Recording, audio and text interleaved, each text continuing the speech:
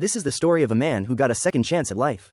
But then he married the wrong woman. Therefore, he ended up dead, just like her first husband. This video is about the life or death importance of who you marry. Common belief is that marriage is about love and companionship. It's a personal choice, not a strategic one. But what if I told you that your choice of a wife is the single greatest predictor of your mental health, your success, and even your lifespan? The story of Cheryl Graham is the proof. And by the end of this, you'll have a clear lens to see the character of the person you're with. In 1995, Cheryl Graham was a dying man.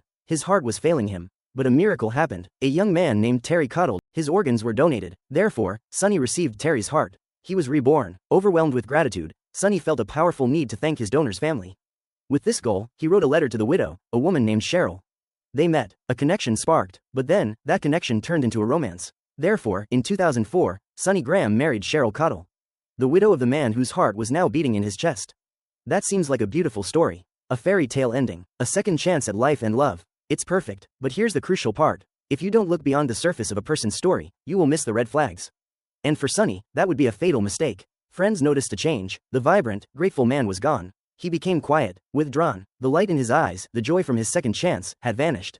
Something was very wrong in his marriage. The pressure was building. It was silent. It was heavy. In 2008, Cheryl Graham was found dead. He had committed suicide. The method was a gunshot. But the location and method were chilling. He died in a shed behind his house. From a gunshot wound, the exact same way his donor, Cheryl's first husband, Terry, had died years before. The parallel is staggering. It's a dark pattern. Now, that was the tragic end. But if you don't understand the character of the person involved, the story is just a mystery.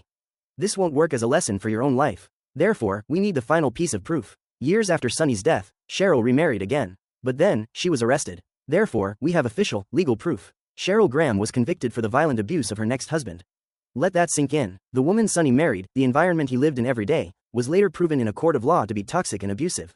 So, let's remember everything good from this lesson. Sonny's story proves that marriage is not just a romance. It is a merger of your life with another person's character. Their character will either protect your peace or poison it. It can uplift you to greatness, or it can be the reason for your downfall. Choose wisely. If this made you think, share your thoughts in the comments.